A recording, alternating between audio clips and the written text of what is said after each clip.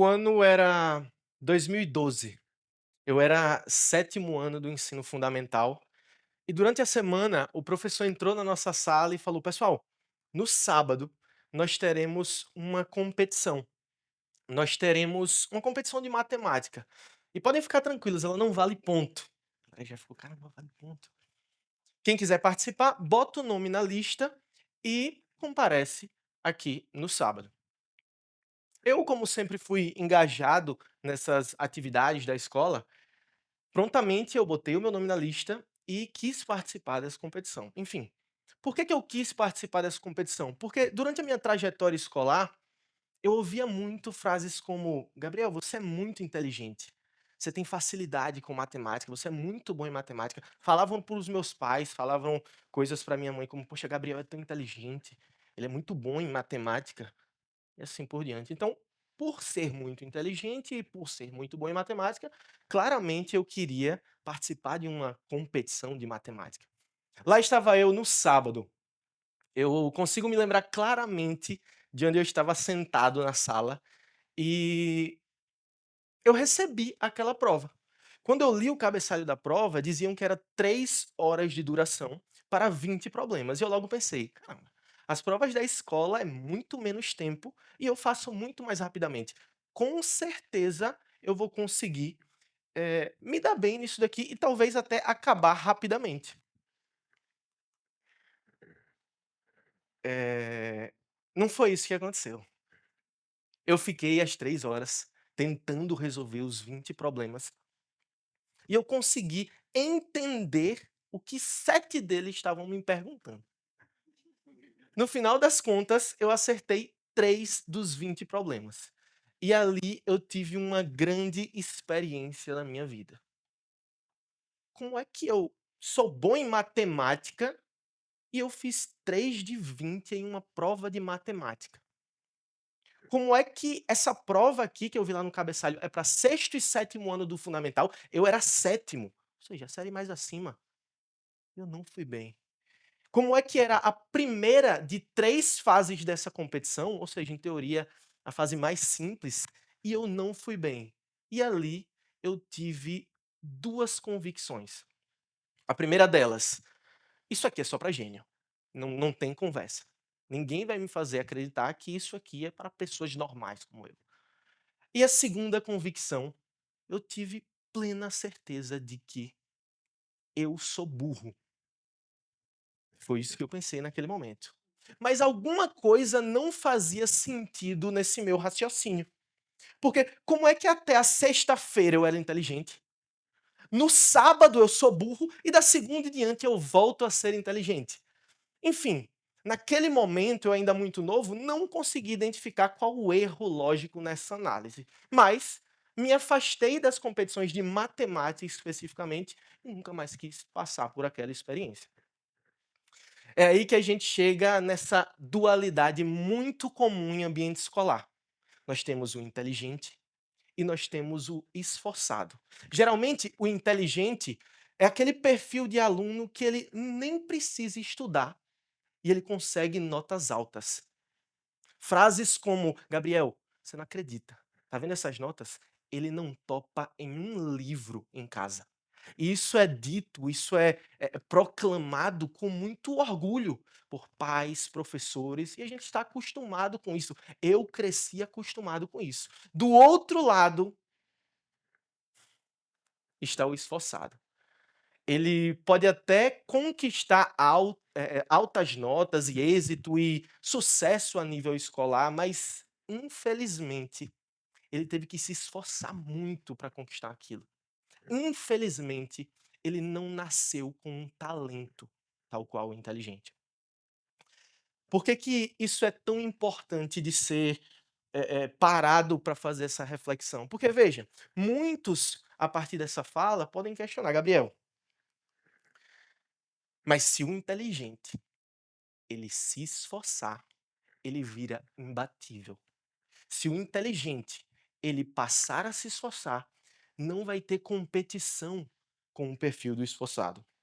Bom, a reflexão que eu trago é justamente em cima desse "se".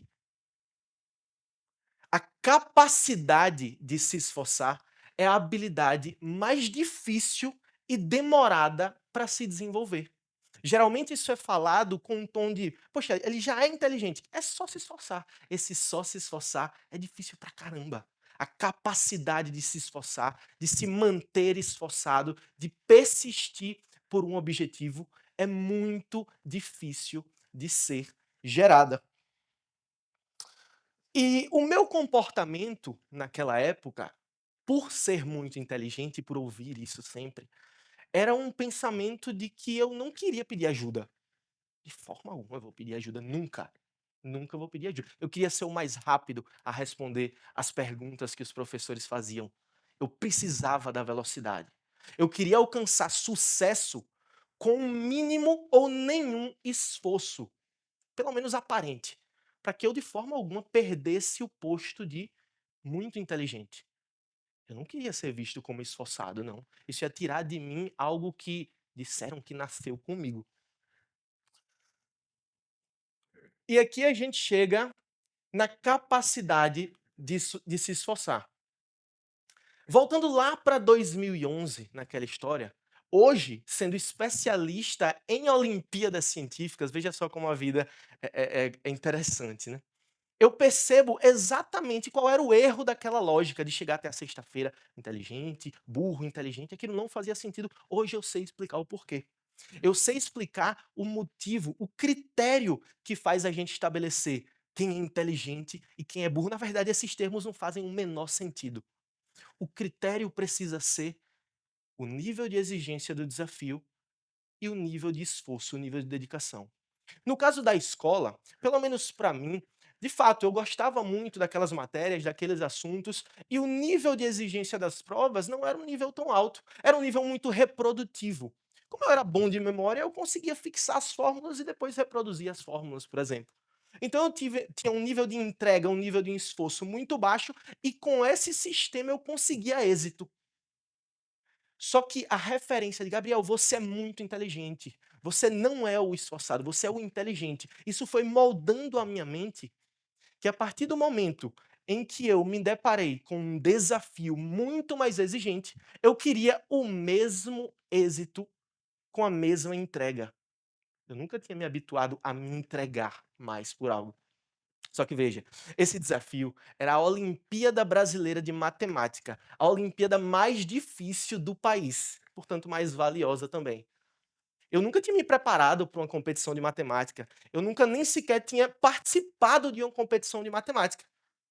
Então, fazia muito sentido eu, sem nenhum esforço, não ter resultado. Isso é normal. No mundo real, apenas por meio do esforço, de uma direção e de tempo, coisas sólidas são construídas.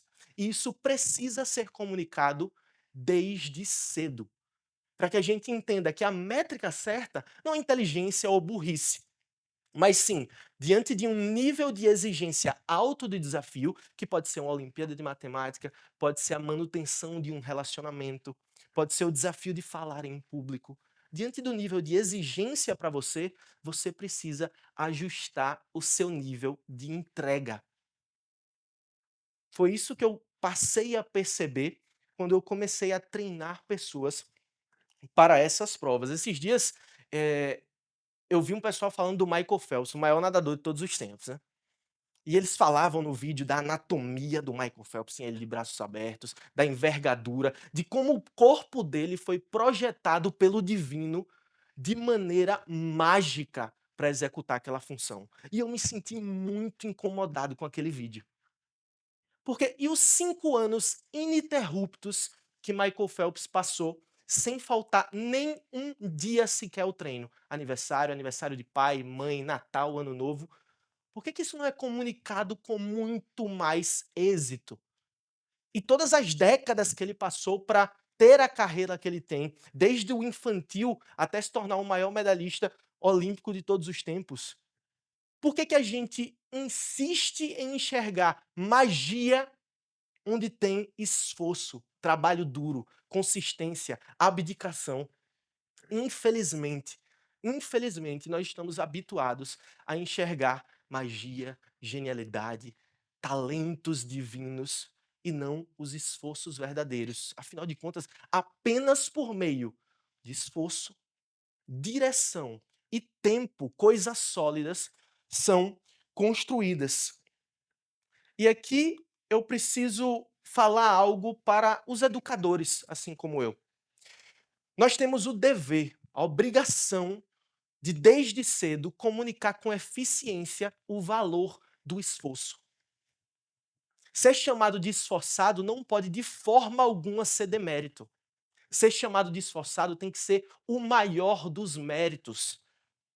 O esforço é a habilidade mais importante para a criação de qualquer coisa, para a construção de qualquer coisa valiosa. Então, nós precisamos, desde cedo, ao invés de, por exemplo, reagir com um sorriso apenas a quem é veloz e reafirmar que velocidade é o que mais importa, para as pessoas que nem acertaram a resposta, mas ficaram até o último segundo tentando, a gente precisa reconhecer e, se possível, expressar em palavras o quão valioso é aquele comportamento. Hoje, a vida tendo me levado por diversos caminhos, eu sou treinador de Olimpíadas Científicas.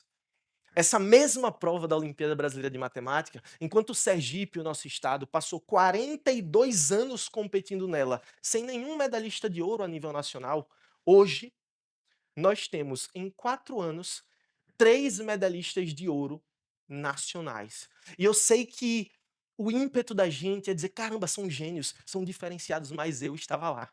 Eu estava lá em todas essas conquistas. Eu sei que tudo isso saiu de suor, de entendimento, de semana após semana, de poxa, não vou poder porque eu preciso treinar para esse objetivo. Apenas por meio do esforço, de uma direção e de tempo, coisas sólidas são construídas. Eu sei que a gente fala muito sobre as soft skills, né? Hard skills, oratória, inteligência emocional, e tudo isso é muito importante que seja desenvolvido. Mas nada disso vai ser desenvolvido sem a capacidade de se esforçar. Nada disso vai ser desenvolvido sem a capacidade de querer se esforçar, entender o valor do esforço. Eu confesso para vocês que, hoje em dia, Olimpíadas Científicas é a desculpa que eu escolhi para desenvolver isso nos jovens. Muito mais do que uma medalha no peito, muito mais do que uma possibilidade de ingresso nas melhores universidades brasileiras sem fazer o Enem ou sem vestibular, muito mais do que a possibilidade de estudar fora. Eles aprendem o valor do esforço. Eles aprendem a estabelecer uma meta e, por mais que eles não se achem capazes de executar essa meta, nesse momento, eles conseguem trilhar o caminho, abdicar do que for preciso abdicar. Resiliência, consistência, e eles chegam nessas metas. E eles entendem que, para o futuro deles, é muito valioso a capacidade de conseguir se esforçar e se empenhar em algo. Na construção de relacionamentos, na manutenção de relacionamentos, na mudança de vida, na construção de uma inteligência emocional, tudo precisa esforço. Afinal de contas, apenas por meio do esforço, direção e tempo, coisas sólidas são construídas. Muito obrigado.